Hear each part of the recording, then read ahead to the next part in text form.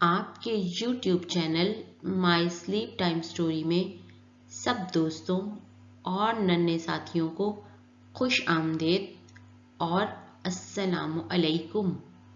میں ہوں آپ کی فوزیہ باجی اور آپ کے لیے لائی ہوں ایک کہانی۔ کہانی ہے تلسم کدے کی چڑیا۔ ساتھیوں، اب بوڑھا سنومو تلسم کدے میں نہ صرف آ چکا ہے بلکہ اس کی ملاقات اوچون رنگین پروں والی چڑیا اور اس کے ماں باپ کے ساتھ ہو چکی ہے۔ تلسم کدے میں اس کی خوب آؤ بھگت جاری ہے۔ تو آئیے دیکھتے اور سنتے ہیں تلسم کدے کی چڑیا کا پارٹ 6۔ وہ عقاب نما انسان سنومو کو اپنی بیٹی کے بارے میں بتا رہا تھا۔ میری بیٹی اکثر باہر سیر کو نکل جاتی ہے، اس دن کچھ دور نکل گئی تھی، اسی وجہ سے یہ تمہارے پاس تمہاری قید میں آ گئی تھی، لیکن تمہاری محبت اور تمہارے حسن سلوک سے بہت متاثر ہوئی ہے اور ہم بھی تم سے بہت خوش ہیں، اسی لیے اب تم ہمارے اس تلسم کدے میں مہمان ہو۔ پھر وہ قہقہا لگاتے ہوئے بولا، فکر مند نہ ہو سنومو، میں تمہیں ہرگز قید نہیں کروں گا، تم واقعتاً ہمارے مہمان اور انعام کے حقدار ہو۔ آؤ سنومو، کھانے سے لطف اندوز ہو، یہ دسترخوان تمہارے لیے ہی سجایا گیا ہے۔ سنومو کے لیے یہ سب عجیب تھا، وہ سن کر حیران ہوا اور ڈر گیا کہ وہ تلسم کدے یعنی وہ جادو نگری میں آ گیا ہے، مگر اس ڈر کے ساتھ ساتھ اپنی کامیابی پر اس کی خوشی بھی دیدنی تھی کہ وہ آخر کار اوچون تک پہنچ ہی گیا ہے۔ لیکن فوراً ہی اسے پریشانی نے گھیر لیا کہ اوچون کوئی عام چڑیا نہیں ہے بلکہ تلسم کدے کی شہزادی ہے، اور وہ کافی دن تک سنومو کی قید میں رہی ہے اور اب شاید قید کی باری سنومو کی ہے۔ اگرچہ اوچون کا باپ سنومو کو یقین دہانی کروا چکا تھا کہ میں تمہیں ہرگز قید نہیں کروں گا، تم واقعتاً ہمارے مہمان اور انعام کے حقدار ہو، مگر کیا خبر میرے ساتھ کیا ہو؟ یہ سب سوچتے ہوئے وہ ان لوگوں کے ساتھ چلتا ہوا کھانے کے دسترخوان تک پہنچا۔ وہاں انواع و اقسام کے کھانے سجے ہوئے تھے۔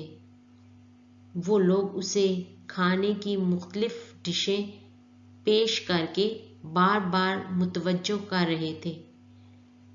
ان سب کی بے تکلفی سے جب سنومو کا خوف دور ہوا تو وہ بھی پوری طرح ان کی طرف متوجہ ہوا۔ اس کی وہاں خوب آؤ بھگت کی گئی۔ کھانا ذائقے میں بہت لذیذ تھا۔ کھانا کھانے کے دوران اوچون کے باپ نے بتایا کہ وہ در حقیقت تلسم کدے کا سردار جن ہے، اس کی بیوی اور بیٹی پریاں ہیں۔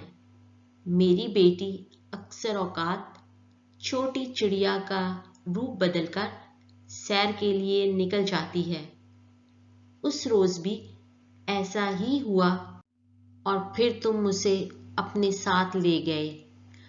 یہ ہم سے کافی عرصہ جدا رہی ہے، لیکن اس نے واپس آ کر جو حالات ہمیں سنائے ہیں وہ تمہاری طبیعت کی نرمی اور ایک اچھا انسان ہونے کا ثبوت دیتے ہیں، لہذا تمہاری اچھائی تقاضا کرتی ہے کہ ہم بھی تم سے حسن سلوک سے پیش آئیں۔ تم जब तक चाहो हमारे तिलस्म कदे में रह सकते हो। यहाँ तुम्हारा ख्याल रखा जाएगा और तुम्हें हर तरह का आराम पहुंचाया जाएगा। सनूमू ने जिन सरदार के बेहतरीन बर्ताव और मेहमान नवाजी पर उसका शुक्रिया अदा किया और कहा कि वो घर जाने की इजाज़त चाहता है। वो ज़्यादा देर तक तिलस्म कदे में नहीं रुक सकता। मेरी बूढ़ी बीवी घर में अकेली होगी। वो तो बस ओचून की तलाश में वहाँ आया था।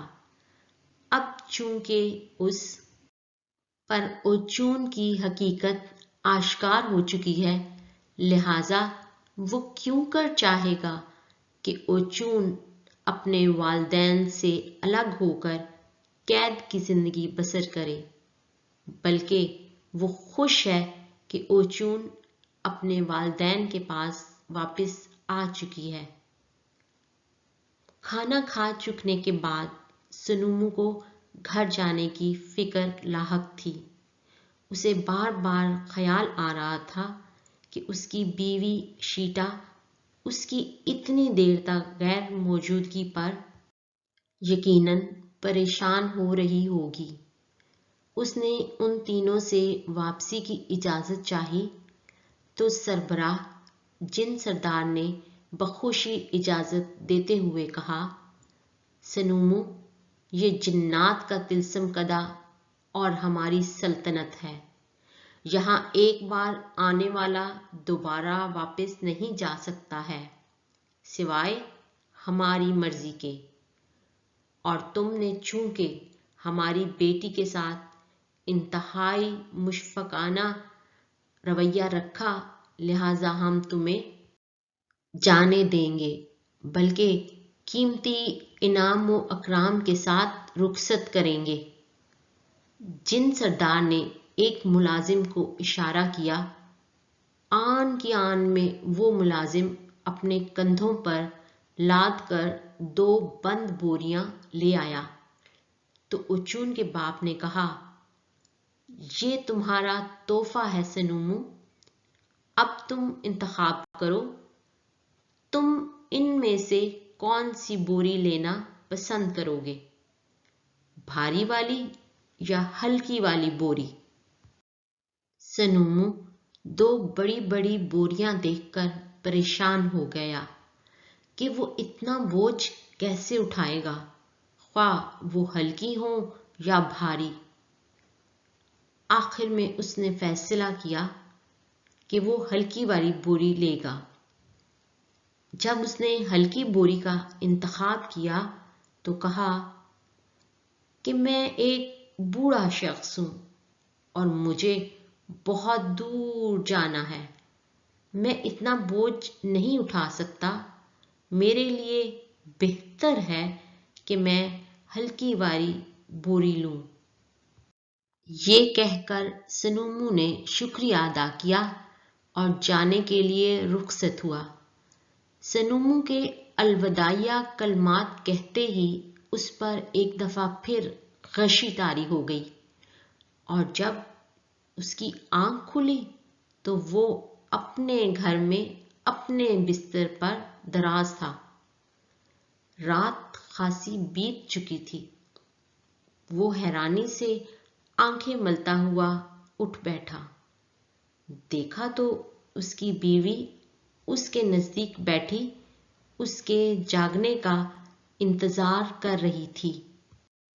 उसने जूं ही सनूमू को उठते देखा तो तेजी से अपनी जगह से उठकर उसके करीब आकर बोली, सनूमू, तुम्हें क्या हो गया था?